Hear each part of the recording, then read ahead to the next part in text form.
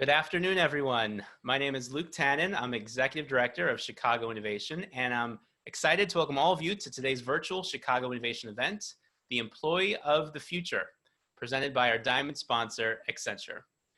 Now, I think an employee of the future is something we all hope to be. But first, we kind of need to know what the future is actually going to look like. Now, unfortunately for me, the pandemic closed my local neighborhood fortune teller shop here on Belmont Avenue. So your guess about the future is as good as mine. But one thing we know for sure is that it's going to require some major adjustments. Now, today's conversation is going to dive into what those major adjustments might be and how we can all best prepare for them. If you have a question for the panel, please do send it to us via the Zoom Q&A. We're going to save the last 15 minutes for audience questions. And we also received many fantastic questions from all of you in advance, so we'll have those on hand too. And also keep an eye out for some polling questions because we want to hear from you too, the audience today. Before we get started, I want to thank our year-round Chicago Innovation sponsors. And these include our founding diamond sponsor, Theron Technology Solutions, as well as SMS Assist Wintrust, and our presenting sponsor of today's event, Accenture. Our gold sponsors, Comcast Business and Exelon. Silver sponsors, Vetter Price. Bronze sponsors, Thompson Coburn, Energy BBDO, Crown Castle and Granger. Our media partners, WBBM News Radio, Cranes, NBC, Clear Channel Outdoor, as well as Intersection. Now, I'm going to hand it off for a quick word from the co-founder of Chicago Innovation and the president of Kuczmarski Innovation, Tom Kuczmarski. Thanks, Luke. Hi, everyone. It's so great to see you all. And once again, Chicago Innovation is so excited to be able to have another virtual event with nearly 300 people attending. Innovators work with challenges and constraints all the time to identify new solutions to make the future better. Today, we have a great group of innovators. Shivani, Todd, Tope, Shawn, and Michael are all experts in leadership and problem solving and workforce development. And they'll provide us with some great perspective on the future of work. Now it's my extreme pleasure to introduce our moderator, Michael Krauss. Michael is a strategic marketer, business advisor, organizational coach, and board member who's had over 35 years of experience. He's often cited as the most connected person in Chicago, and I'll attest to that because he is. He's also a judge and board member of Chicago Innovation and a great friend. Please welcome Michael Krauss. Hey, Tom. Great to see you and great to see Luke. Tom and Luke, thank you for that warm welcome, and thank you all for all that you do in leading Chicago's innovation movement and bringing us all in Chicago toward a more prosperous future through Chicago Innovation. Programs like today's Employee of the Future discussion, especially during these times of COVID-19 disruption, they're really important as we try to share insights to achieve success. I'm joined today by an outstanding panel, people who are at the cutting edge of workforce adaptability and perspective. You'll hear more about their backgrounds in just a moment, but please join me in welcoming four terrific Chicagoans. And I know Luke put up that slide so we can see who that we've got. We've got Shivani Vora, leads innovation nationally, all across North America. Todd Connor, you can read him in today's Cranes. He's founder of Bunker Labs and the Collective Academy. Tope Sadiku is global head of digital employee experience for the Kraft Heinz company, and we're glad she's moved over here from Europe.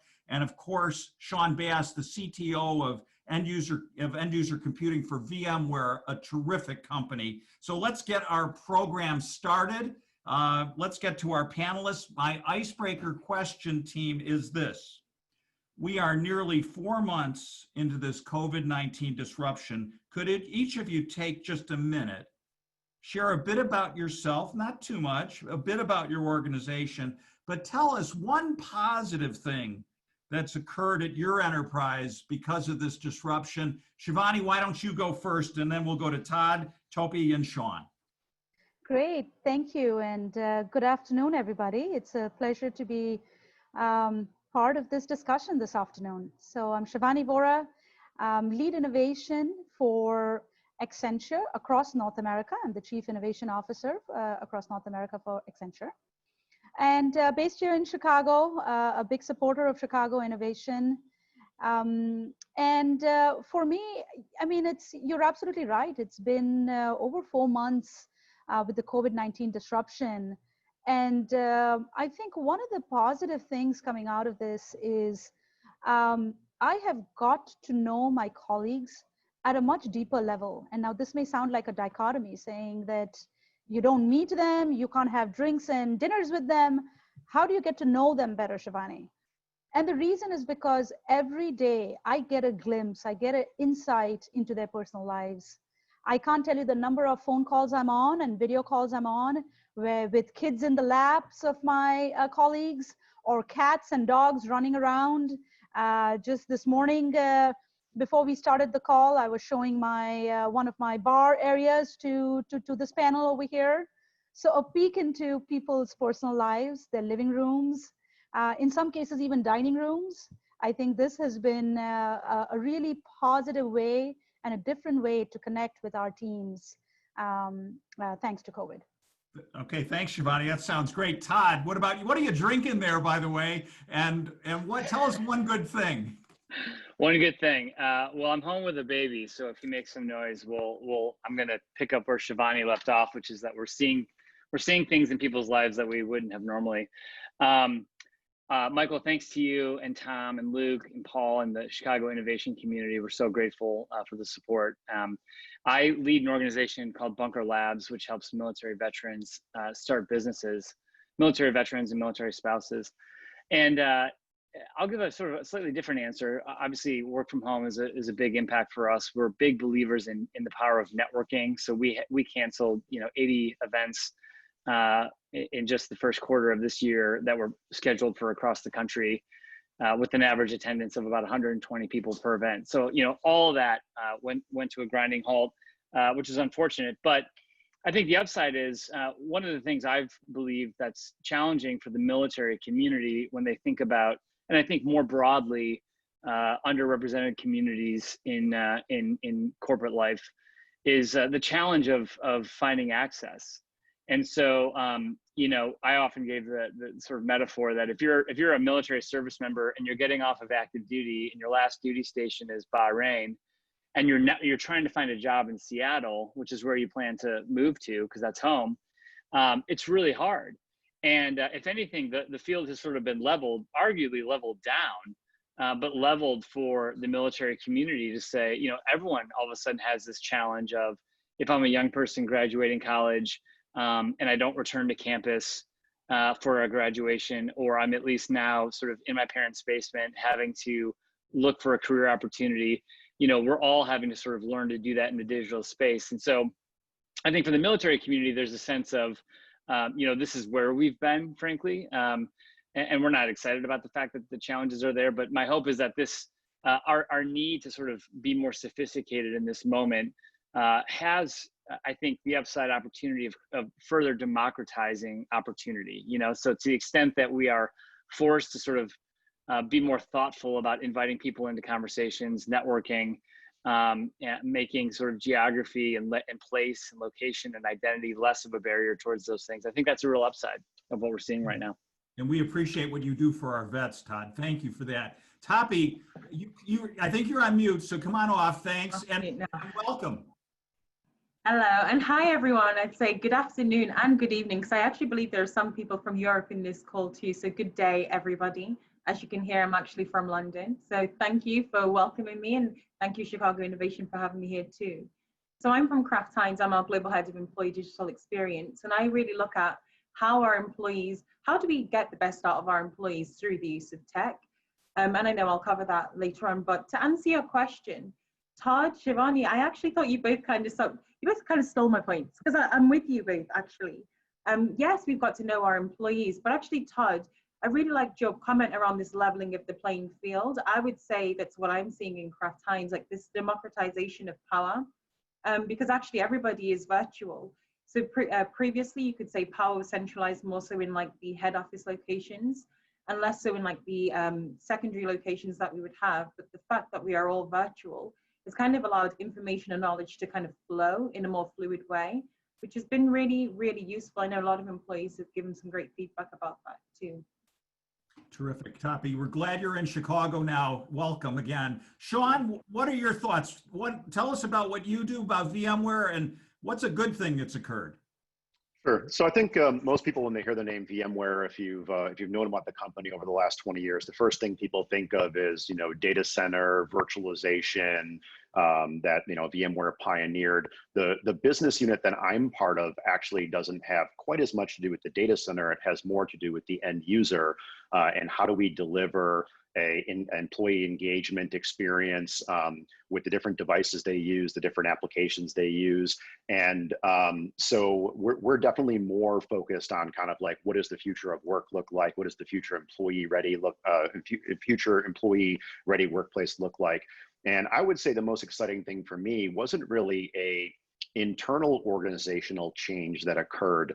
But given that we are focused on making employees productive remotely, the most fascinating thing for me was the acceleration that we saw brought about by COVID. And of course, it's a horrible situation that everybody's in, but it definitely accelerated people's adoption of technologies that, historically people said, oh, we don't have the time to do this, or we don't have the budget, or we're going to do that next year. And what COVID did is caused everybody to very rapidly transform how they deliver technology.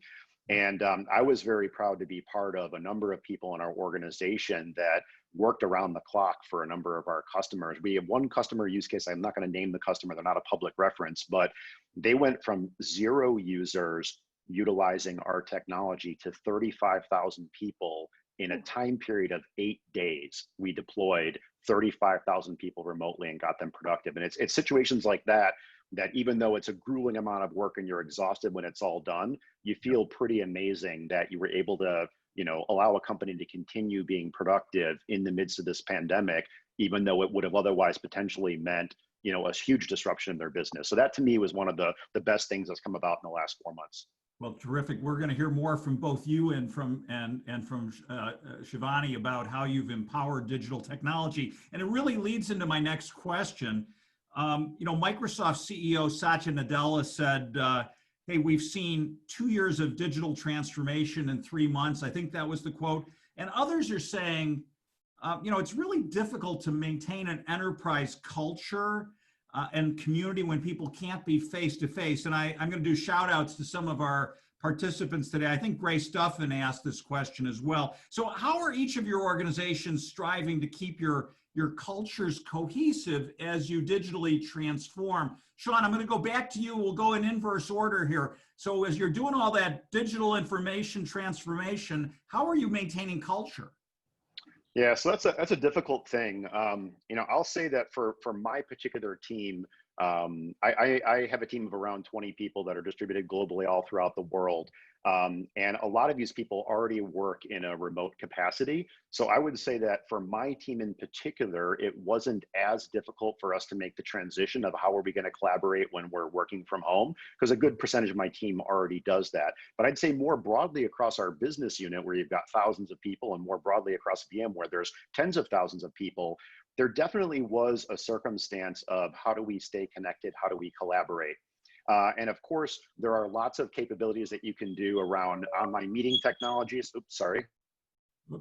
I've got a technology thing happening in my house right now. You certainly can have people collaborate on web meetings and those types of things. I found over the last couple of months, there's been a lot of a balance that's happened there, because the initial sort of knee-jerk reaction to we're distributed, we have to collaborate, I think caused a lot of people to over-rotate on too many meetings and too many, web video conferences, that kind of stuff. So I've tried to spend a lot of time with my team to understand what works for them and say, hey, if you don't want to be on camera, we don't have to be on camera. Let's just talk over the phone. So I think it's really important to actually talk to the people in your organization and find out what works for them. And if they don't want to be on camera, then don't make them get on camera. So I found that's actually helped quite a bit. All right, thanks for that. Let's go to Tope. What about Kraft Heinz? How are you balancing culture and technology? Yeah, and I think I can even build upon what Shawn has said. So there are a lot of similarities there, right? I think it's the appreciation that culture evolves. It's not static. It's actually quite dynamic in the same way as like your children evolve, and yes, they are your family, but the way you all operate as a family changes. And again, if you were to move from one country to another country, even for me, moving from England to America, I recognize that my own culture changes to fit my new environment. So that appreciation of the fact that culture is an evolving thing. And again, specifically, I would say taking the best of the physical space into the virtual space. When you move house, you should really kind of go through everything you have in your house, get rid of the things that shouldn't come to the new place. And that's what this has allowed us to do. Take what was great in the physical and then also create new things in the virtual that will make us more robust and like future-proof. Okay, thanks. We're coming back to this question again, though. Todd, thanks for that topic. Todd. Yeah. I appreciate Shawn and Tope's observations. You know, I would say this, Michael. I think culture is an important word that has been understood as it relates to what it actually is for a company. So culture, in my definition, is it's a shared set of values that an organization holds. I think sometimes we misinterpret that as like, you know, a lot of happy hours or sort of the hygienic variables of what you physically see. But it's actually, in my view, you know, culture is something deeper. We have a set of values that we hold as an organization, and we live those values together. And that is revealed through vulnerability. That is revealed through conversation. That is revealed in moments of declaration of values. I think, you know, cultures are being tested because employees are really wanting to know, where do we stand? You know, as we look at sort of structural racism in this country, as we look at COVID, you know, companies are being pressure tested. And I think there's a sort of this era of transparency that's emerging around like, where are we actually? I think companies that have strong cultures as defined by a really strongly articulated and lived set of values, I think we'll find ways to manifest those values, live those values in a virtual environment. Companies that sort of haven't done the work, or it's on the wall in the break room, but we haven't really thought about whether or not it means something to us, are undoubtedly scrambling. But, you know, arguably that, you know, maybe scrambling in the physical environment, scrambling in the virtual environment to sort of figure out who are we and what do we stand for. But I think increasingly employees that feel like they can come to a place, associate their work product with a place that has these values that matches to theirs, you know, they will continue to have strong cultures. It'll look different, but they will have strong cultures. Right. So it isn't so much about physical space or digital space. There are underlying factors. We could do a whole hour just on this. Let me go to Shivani. Thanks, Todd. I know there's a question, Shivani, you know, if we can't meet around the water cooler, you know, can we maintain the culture? Can you build on what you've heard so far? Yeah, no, you know, as our physical boundaries are disappearing, companies are literally risking the work culture becoming 24/7, right? Workers are putting up psychological barriers and boundaries at times to protect their well-being, to kind of keep their company demands from becoming all-encompassing. How many of us have actually checked emails or texts at dinner table, right? I'll be the first one to put my hand up. So one of the things that I have instituted, and I have teams all across North America, I have instituted with my teams are, when COVID first hit, there were a lot of happy hours. I cannot tell you the number of bottles of wines that I have completed in the first month. Then after that, we also went into, we instituted something called Wellness Wednesdays. This is because we started to recognize that people were taking so much of stress while being in front of computers. So from encouraging to having remote yoga sessions and headspace apps and encouraging people to take more vacation. That's another thing as well, right? Part of the culture is now moving towards, you've got to be on 24/7. You've got to constantly be working. So I think though that the softer side of culture and encouraging people to actually slow down, appreciate the finer things, even though we are physically not together. I think those are some of the things that we've been doing at Accenture. Cool. And I'll come back to that. I know Laura Sage from Chill Anywhere is on, and I'm going to come back to that mental health question and balance. But before I do, let me give a shout out. Karen Gordon, Connie Johnson, Missy Stella, Nick Barnes, Lynn Hazen, you all contributed to this question. A vision for next July. Let's assume this is there's an effective COVID-19 vaccine available January 2021. What does the workplace look like next July? Are we still mostly remote? are we back to where we were in February in 2020? What's different? What sticks? What returns? Tope, you go first on this one. And if others need to reflect, do reflect. I can take this one. And actually, I know Missy as well. So Missy, thank you for the question. That's really, really cool. I think when I think next year, what does the workplace look like? I actually hope, I pray that there is no difference between a physical and a virtual space. Within Kraft Heinz, like I talk about digital workspace as opposed to place. And I use the word space very intentionally because space being borderless, timeless, no concept of light, dark, whatever. I love the idea of people moving through a space kind of really seamless. So for me, that is success. Whether we're in a physical location or we're in a virtual location, we're able to collaborate, share knowledge, and share ideas in an effective way. That's great. All right, let's keep, I'm sorry, let me keep it going to Todd. I needed to break in there. Sorry, Tope, thank you for that. Thanks, Michael. Yeah, no, and Tope, I love that answer. And I think a big part of this is how do we frame this as an employee-centered conversation? So I think that is the piece that to the extent that we can emerge out of this and have a different view of, in some ways, offices, the physicality of that is sort of the blunt instrument. It's like by virtue of us sort of physically being together, we're going to figure out how to work together. But it's arguably a lagging indicator, not a leading indicator. I think the leading indicator is sort of the environment that we create relationally with each other.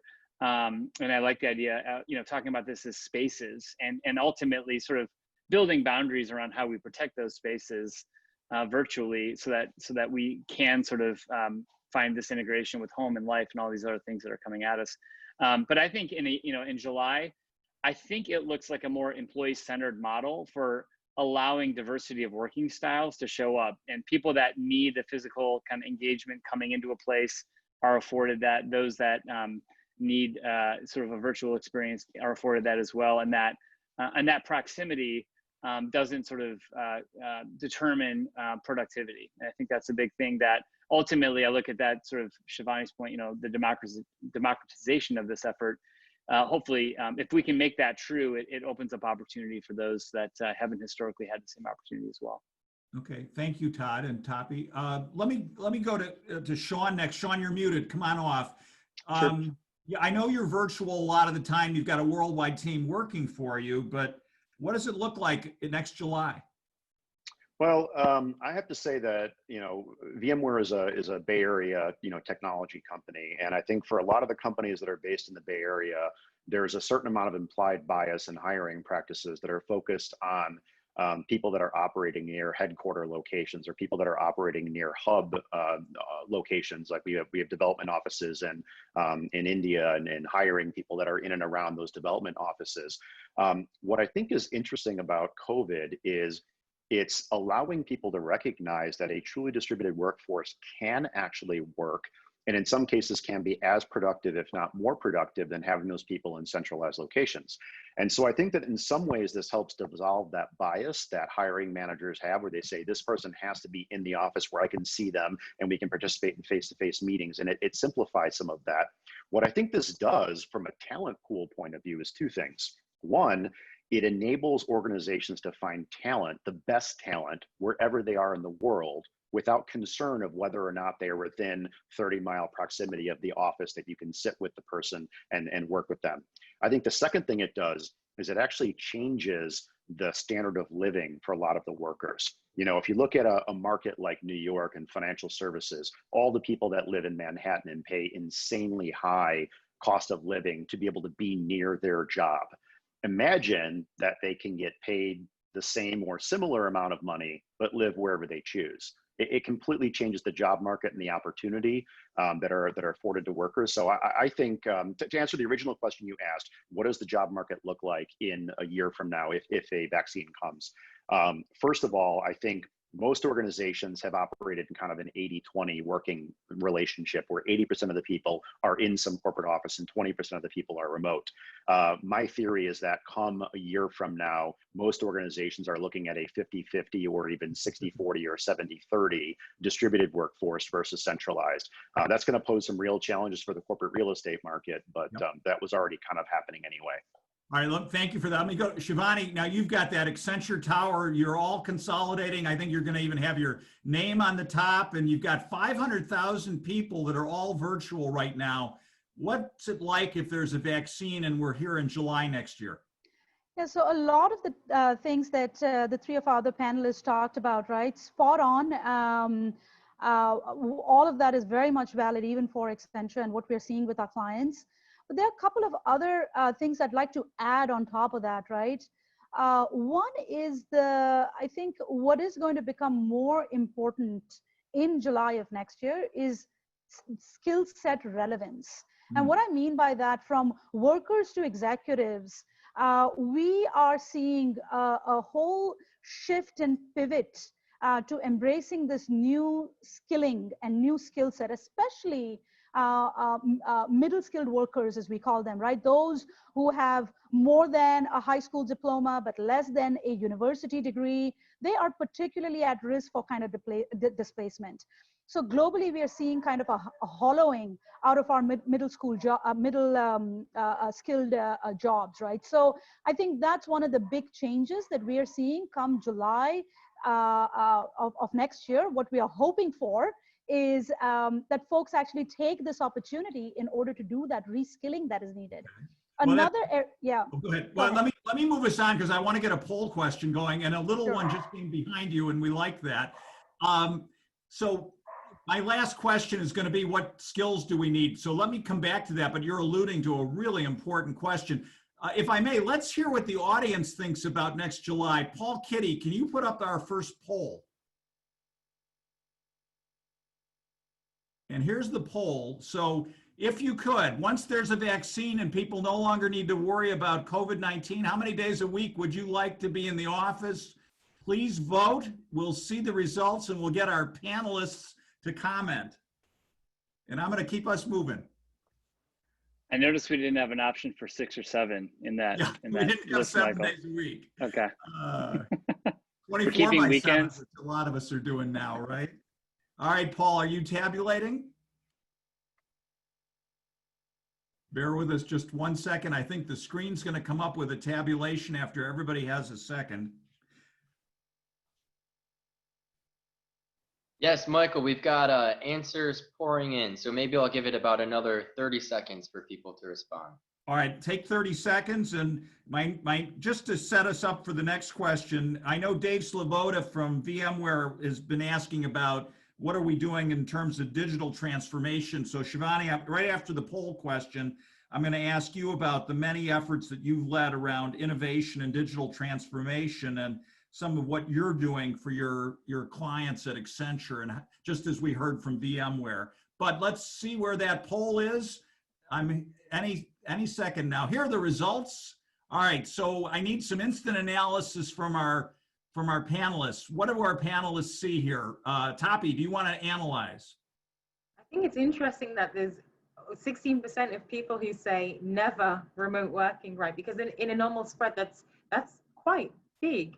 Shawn, you mentioned about 50-50 split. So I guess it's a little bit less than the 50-50 we were expecting, but still we're expecting this time next year, almost 20% of people, so a fifth of the workforce, want to work from home, which then really bears the need for this whole concept of movement between physical and virtual. What about Todd? What do you see here? Thanks for that quick analysis, Tope.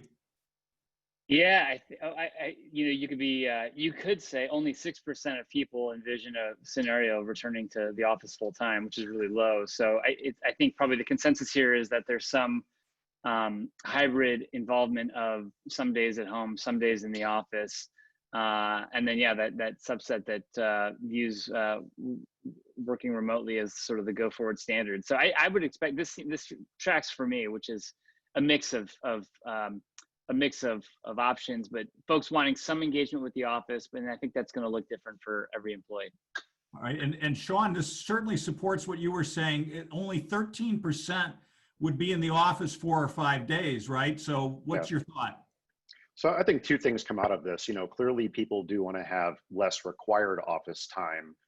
because it supports a better work-life balance. And you know, if you're, like I said, if you live in a big city like, you know, New York or Chicago, the commute is killer when you spend an hour or two on the highway each day or on the train. So I think there's, you know, this is clearly an indicator that people want to have less office time. I think the one thing people need to think about or recognize is, what is that in-office work experience look like if 80 or 90% of the workforce isn't there 5 days a week? Because the day or two you happen to show up, it's not going to look like what it looked like in, you know, a year prior. So if there's a certain thing that you're hoping for, culture-wise or interactions with other people, you just have to know it's not going to be quite the same. So I think people will have to start thinking about, you know, having team gatherings where they might spend 2 days on site for a key meeting together, and then maybe they don't go to the office for 2 weeks, or maybe they spend 3 or 4 days 1 week and then they don't go for 2 or 3 weeks. I think that's going to be more the norm. I doubt organizations are going to say you have to physically be here every Monday and Thursday. I think it's going to be a bit more of a flexible schedule of, I'll come for a couple of days when I need to, and then I won't the rest of the time. Sounds good. All right, Shivani, bring us home on this, and then I want to hear what you've been doing around digital transformation. So what's your sense of the numbers? Yeah, when I first looked at it, the first thought that crossed my mind was about productivity and efficiency, right? And especially in teams where, you know, I always say, especially from an innovation standpoint, the more collisions you have, you're right, you need those collisions for innovation, whether those collisions are physical, on video, on voice. And this is interesting because what this is saying is, A, we're going to have less collisions, and B, depending on the teams that I'm working with, a lot of times you go to the office because you know X, Y, and Z, or somebody from that team is going to be there. This is now showing the fact that they may not be there.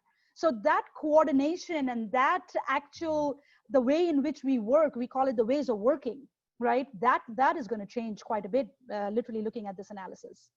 Yeah, so tell us a little bit, you know, we heard from VMware, Accenture's done a lot of empowering people to be digital. Give me a little background on what you all have been doing. Yeah, no, absolutely. I teased in, you know, in the first week when the crisis hit, I told my team, right, my mantra was never squander a crisis. Right, innovative solutions are actually forged during disruptive times. So if folks have seen that, right, Accenture, it's all in the news, two specific things. One is around the People Plus Connect platform. It's an AI platform that we've actually developed in order to connect displaced workers with companies that are actually looking for those skill sets, right? So this doesn't include HR and staffing agencies and stuff. We leveraged our CHRO relationships in order to create this platform in 2 weeks, right? That is an example. Another one where we very quickly turned around was in the area of very similar to what Shawn was talking about for VMware, right?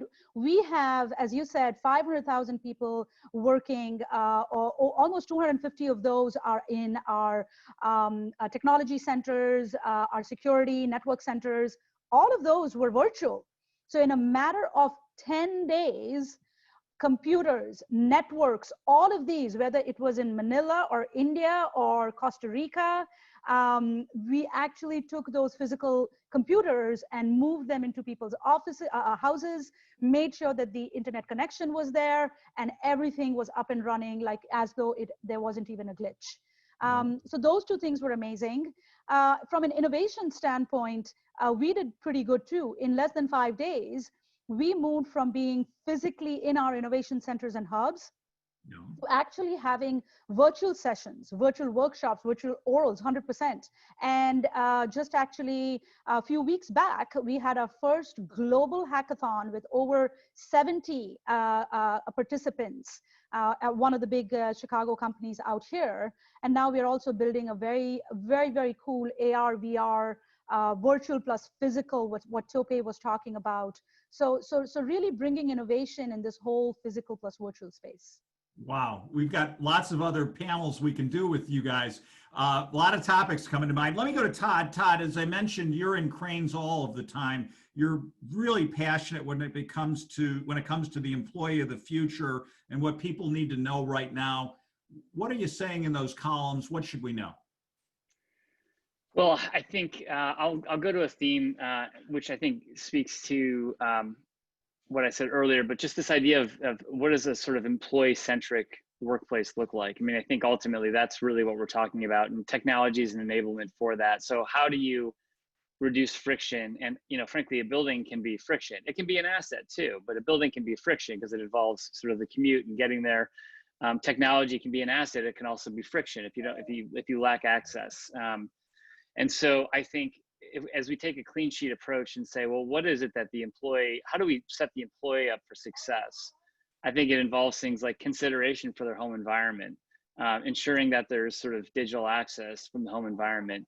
I think it involves optionality for, you know, coming into the office or staying home and having some flexibility for that. And I think it will require companies that are self-confident in what it is that they're trying to do, and therefore can kind of trust, right? They can trust their employees, their colleagues to ultimately do the work, and that they have systems that allow for sort of productivity to rise. You know, I go back to the water cooler question. I'm not sure the water cooler ever served us, you know? I'm not nostalgic for the water cooler or asking how do we recreate the water cooler. If anything, I think as we operate in this virtual environment, it just creates transparency. So people that are clear, are delivering, are productive, are going to deliver results. And a lot of the politicking, I think, can fall to the wayside, and that's not such a bad thing. So human-centered environments is, I think, what we're looking at for the future. Hey, Todd, the only thing I'll add to what you said there that kind of, I agree with your general point about the water cooler and not always being a productive use of time. I do think the one thing a lot of organizations have struggled with post-COVID is this notion that everything has to be a meeting. I mean, one great thing about the workplace was hallway conversation. Can we solve something in 2 minutes, face-to-face, have a quick conversation and move on? And now it's, I'll throw 30 minutes on your calendar, I'll throw 60 minutes on your calendar. So there's no doubt that, you know, people are exhausted from online meetings. And it's a result of the fact that because we lack that face-to-face interaction, people aren't realizing there are other ways of getting that done, whether it's a telephone call, a text, whatever, and people are defaulting to, let's put something on the schedule, and people are getting exhausted from too many meetings. Yeah. Well, and let me just pick up on that because I think it's such an important point. Somebody once said that the biggest travesty was the Outlook default of a 60-minute meeting, and that all of our lives have been miserable ever since then. I think there has to be a real company conversation about what does a 3-minute meeting look like? You know, to me, again, meetings are sort of this blunt instrument. What are we trying to do? And I think meetings, the worst of meetings is people getting together because they're actually not sure what the outcome is, or they want to diffuse responsibility. So again, this just heightens, I think, intentionality for companies, for meetings, for workforces. Why do we come to offices? Why do we have meetings? And technology, I think, obviously can play a big role with that. But yeah, it's, but we are being exhausted. So we have to have the conversation about what works for us. All right, so we've addressed that question about Zoom meeting or digital meeting fatigue, but let me come back to the poll because Todd, you were talking a bit about leadership, and I know Shivani CEO Julie Sweet has been really engaged, and I'm sure other CEOs have been really engaged. Let's take a look at another poll, engaging the effectiveness of leadership. Paul Kitty, can you put it up? Thank you. Engaging the effectiveness of leadership at your company, which of these responses is true for you at the present moment? And check all that apply. And while people are multitasking, Shawn, what can professionals and especially leaders do to prepare for that future of work in terms of technology, services, tools? Don't make everything a default 1-hour Outlook meeting. I hear you. Keep going. Yeah, so I think one of the most important things is outside of the collaboration tools and what app you're going to use to get a given job done. I think one of the things that COVID has really highlighted about the way that we build technology is that the technology we built over the course of the last 20, 30 years has been all about a premise-centric implementation of technology. So everybody talks about the campus and the network and all these types of things. And even a lot of the security tooling we've built around these things is, perimeter firewalls and all these types of things. And then as soon as the people aren't in those places, all of a sudden you go, well, that model doesn't work anymore. I can't put the security boundary around the data center or around the office or whatever the case may be. I need to be more adaptable. I need to have that security follow the user and the device and those types of things. So I think that's going to be a big transformational thing that organizations have to come to grips with. And there is a security principle called zero trust that many organizations are beginning to migrate towards, which says it's not about the data center, it's not about the corporate network, it's not about the VPN, it's getting these bits of data out to the edge where it needs to be used by the user and still applying security controls to it. The other element of that too that plays very well into this that I think a lot of organizations struggle with for COVID is you got a bunch of computers sitting in your office, or you have a provisioning technology for how computers get built, where an IT person touches the laptop and does a bunch of things to it. But what do you do when the IT person is in the office to touch the laptop? And then you don't want people touching somebody else's laptop because there's a pandemic going on. I think it brought to light for a lot of people that the way we used to provision devices for users doesn't work in a distributed workforce and in a pandemic scenario. So what that's brought to light for a lot of people is devices have to be able to be shipped from the factory directly into the user's hands, or they pick up an existing device they already own for personally and provision the corporate resources to it. Don't bring the computer to the company and provision it. Bring the tech to the computer wherever it is. Tope, you deal with this all the time at Kraft Heinz.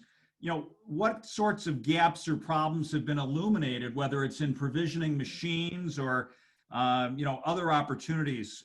What are you seeing? And actually, I've got to say, I think Shawn and Todd did a great job of teeing me up, especially talking around the way we meet, because actually, first of all, Shivani, you said, I wrote it down, never squander a crisis. And actually, I always say chaos creates opportunity. I'm really, really for that. I think when there's so much instability, there's a lot of opportunity there. So yeah, back to Shawn and Todd, I really loved what you said about the way we meet, because actually it speaks to my earlier principle about taking things from the physical environment to the virtual space and only taking what works. And actually, we're doing a huge effort now and a big push around the way we meet, the way we collaborate together. Actually, not everything needs to be a formal meeting. How are we utilizing the tools that we have where we can make decisions outside of these formal meetings? Because I actually hate it when people say, let me get half an hour in your diary, let me get an hour in your diary, and I think, God, isn't this just a quick decision? Do I really need to be there? Am I the decision maker, or should I be kept informed? And I would say that is one of the biggest things that's came out about what's this meeting etiquette. Even when we talk to like video fatigue as well, actually, why do we need to meet via video? Do we always need to do that? And I think for me, one of the biggest things that I'm taking out of this is the ability to challenge the status quo. Shawn, I loved what you mentioned about how laptops are repaired and provisioned to users. We need to be able to be comfortable challenging the status quo and leaning into this area of discomfort and uncertainty. I've realized that, you know, something's not uncertain if you are informed and if you're kept engaged. Sometimes you're happy to go on this journey when you don't know where the direction is, but you know everybody's coming on it together. So yeah, that's one of the key takeouts I would say at Kraft Heinz right now. Tope, one thing that you said that made me think of another thing that I want to talk about in terms of fatigue and productivity that a lot of people aren't spending a lot of time talking about is this notion that information comes at you from so many different sources. Even for organizations that have standardized on a particular tool, whether that be Zoom, whether that be Slack, whether that be Teams, whatever the case may be, the harsh reality is every employee has 6 or 7 tools that they're using to communicate with people. They're getting messages on their text message on their phone, on their WhatsApp, on their Teams or Slack, on their email. And there is a certain amount of overload that people are A, both stressed because they have to respond to 6 different mediums, and B, the overall frustration of I can't find what I'm looking for because I don't know which island that information is tucked away in. That's a very real problem for today's world. Who's that dog that's just nearby? We saw that. Sorry. I think you've seen my dog now. You've seen a kid kind of do a drive-by. Who knows? You know, maybe there are other animals coming out. This is what I like about these calls. Yeah. But let's get the poll results on leadership, and then I've got a couple audience questions. So Shivani, let me stay with you for a minute. Take a look at these results and analyze them on the fly if I can put you on the spot. What are you seeing as you look? Yeah, I actually very pleasantly surprised and happy with the first question, which is I feel well prepared to do my job, right? I think as leaders within our organizations, I think we should, I mean, feel proud of this one. Almost 3/4 of the folks here today feel that whether it is their organizations, whether it is, and actually we have that question, my organization cares for my well-being, which is right there. So there's something right that organizations and teams are doing. And I mean, I'll give the example when we had the racial crisis, you know, a few weeks back, right? I cannot tell you the number of people who called me and part of my team, part of my extended team, some who were crying, some who were sharing very personal details. It was very heart-wrenching, but the positive thing out of it was, I know I'm doing something right. So simply put, looking at this, I think as leaders, I feel good that we're doing something right in that. Our, you know, folks on the call here are saying that my organization is preparing me and I feel prepared to do my job, right? I really like that. We're going to run out of time, so I'm going to move into lightning round phase here. And I want to get some of the audience questions that I'm seeing come through. So lightning round, what has been your biggest lifesaver while working from home, wearing masks, and finding peace? Thank you, Doris Rowland, for that question. I can Tope, take that one. My dog, I rescued a dog at the beginning of the, seriously though, I even wrote an article called Lessons from My Dog. I would say, looking at my dog, he just made me realize, he doesn't even recognize that there's a pandemic. He doesn't know. He goes, we take him for a walk, he is totally oblivious and he is so present and in the moment. And I think that ability to be present and in the moment, I saw it even reflected in the responses to the poll. My organization cares about my well-being. My dog has made me realize, actually, do you know what, Tope? Slow down and just take the moment. Todd, what's the one lifesaver for you? Well, I've got a 4-month-old who's sitting on my lap, so I'll pop him in the shot. He's been a lifesaver, and it's challenging. And I used to apologize, say, look, I apologize, I got a baby, and someone said, don't apologize.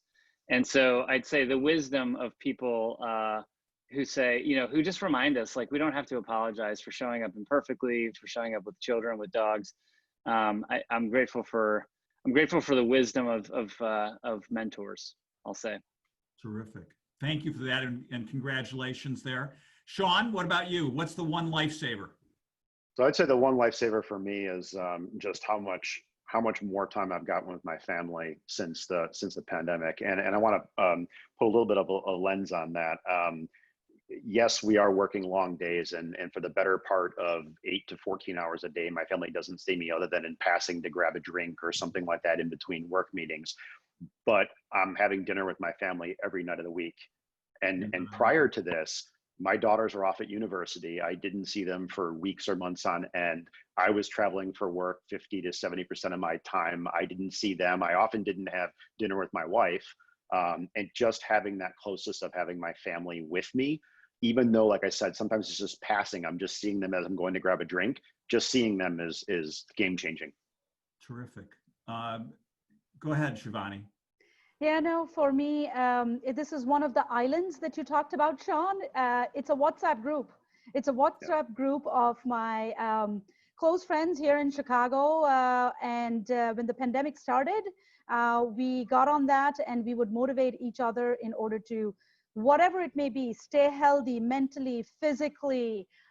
We pushed each other in order to do individual hikes and like all kinds of things, right? But it was that WhatsApp group of about, you know, and soon that group expanded from Chicago to actually an international group.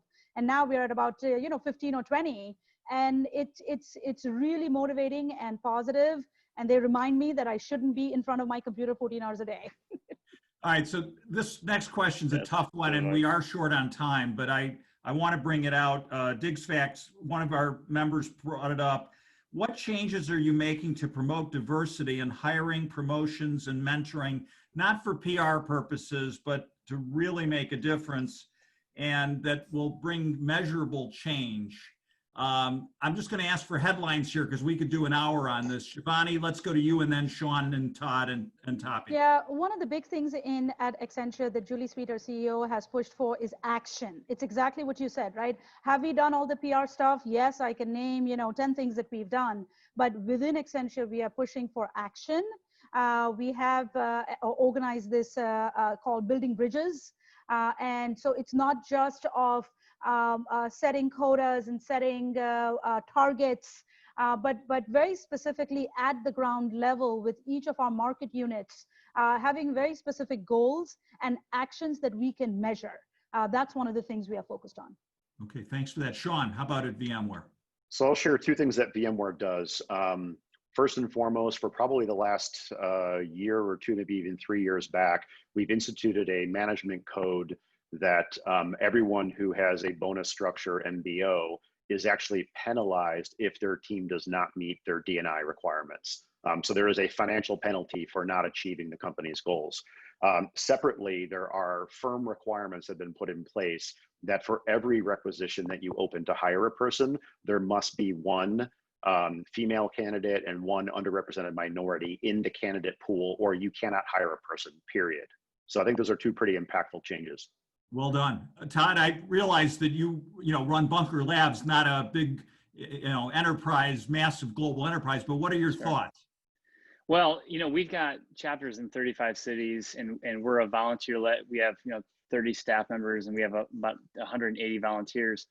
And it's interesting because, who volunteers to work with a military service organization is often, sometimes doesn't represent the diversity of the community that we're seeking to serve. And so, so similarly, we have explicit targets, but it's also a cultural conversation.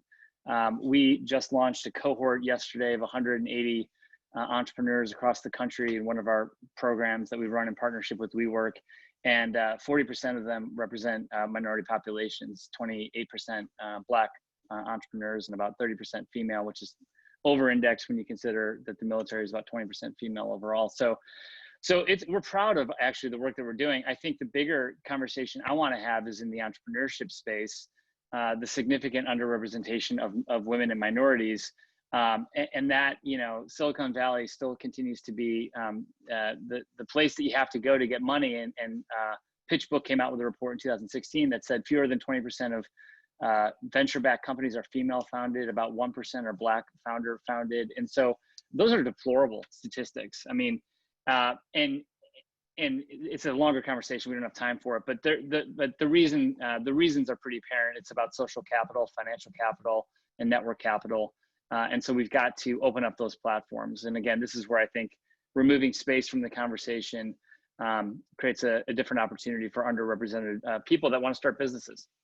Thank you for that. And you're giving us another Chicago innovation topic that Tom and Luke can follow up on.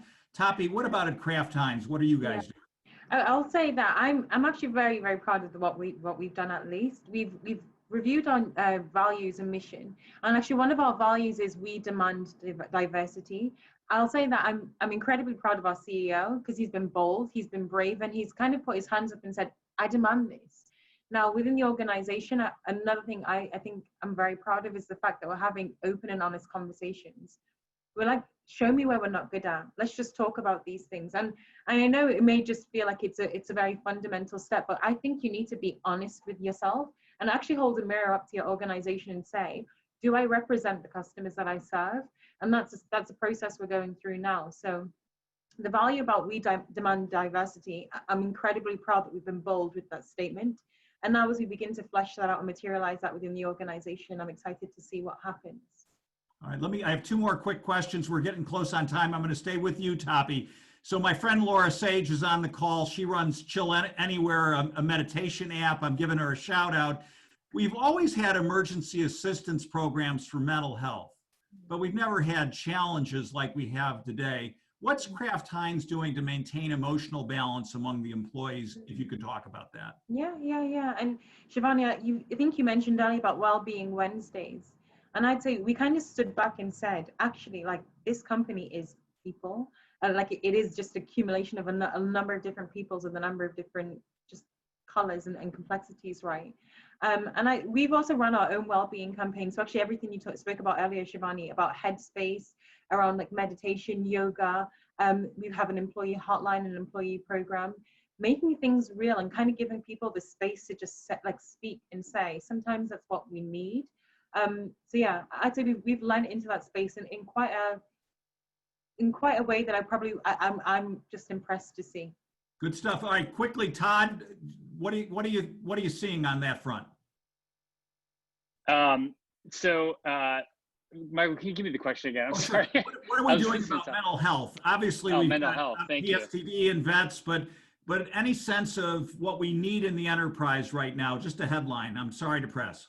Yeah, no, the headline I think is just that it matters, and it's always mattered, and we have we need to have a greater sensitivity to it. And the veteran community, it's about stigmatization of the conversation. So we have to sort of allow people to show up and talk about about their mental health and have it destigmatized. And the veteran community has been down this road about how do you destigmatize PTSD as a topic? How do we make it normalized as a conversation? So I think leaders that stand up and acknowledge their own challenges with mental health, that acknowledge and normalize it as a healthcare matter, I think that's just that's a big part of the work. And organizations like Accenture, Kraft, Heinz are doing that. VMware as well. Let me pivot here. My last question. I'm going to give Shawn first shot at this.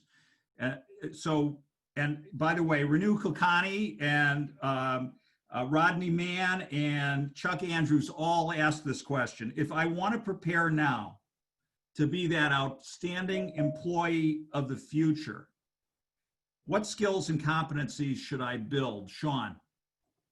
Yeah, so I'll try to do this in a quick way. I think there's three main skill sets that are going to be really critical for the employee of the future. The number one by far I would rank would be work on communication skills. And that applies both to employees and employers. That last poll that you guys ran, the common theme among all those topics was, is the company effectively communicating with their people? So communication is key, bi-directional. That would be the most important. The second thing I would say is time management, really getting better about budgeting time and making sure that you're breaking up your day and making the work a little bit more balanced. The last one I would say is situational adaptability, the ability to look at a problem that you're trying to solve and look at solving it in new ways, because we are a distributed workforce. You can't do things the same way you did them before. Great stuff. Shivani, what skills do I need to build? I would say the first one is flexibility. Stay flexible. You're going to need that in the new environment. Willingness to learn, reskill. I talked a little bit earlier about reskilling and retooling. And the third one is keep an open mind. Whether you are innovating, whether you are investing, you'll be surprised. Not everything comes from and goes towards the traditional way in which we were doing things. So keep an open mind. Thank you for that. Tope, what about you? What skills do I build? Shivani, you've nailed all of mine. I was going to say curiosity, because remain curious and challenge the status quo. And then agility. You mentioned flexibility, Shivani, but for me, it's all the same thing, agility. Be prepared to flex and shift. Don't be too structured. Be malleable. Perfect. Todd, last word. Sure. I love that. Shivani and Tope stole mine. But I will just add, I think for employees, my challenge is have a sense of your values. Increasingly, you're choosing where to bring your reputation, where to bring your talents. And I think you're going to expect that the employer can meet you where you're at. And I think work is a thing that gives us meaning. And so for employers to get it right, like know what you bring, know what your values are, make sure that aligns with the place that you bring your talents to work. What a great panel. Let me turn it back to Luke Tannen. What a great group. I want to work with all four of you. Well done. Yes, and thank you. Thank you, Michael. Thank you, Michael. Thank you, Shivani, Tope, Todd, Shawn. Wonderful job. Thank you for everything. I think we all learned a ton. Very important, relevant topic that we're all thinking about all the time right now. So we really appreciate you sharing all of your insights, predictions, ideas, and experience. Thank you, Accenture, for being a presenting sponsor. And then in the theme of the future, there's a few future things I want to mention because we value the Chicago innovation community so much. We want to continue to keep all of us engaged. July 23rd is our next virtual Chicago innovation event called Innovate More with Less. Then July 24th is the deadline to nominate for the Chicago Innovation Awards, and August 6th is the in-gala. So we hope to see you at all of those and many more things later summer and fall. In the meantime, stay well, stay positive, and thank you everybody for tuning in today.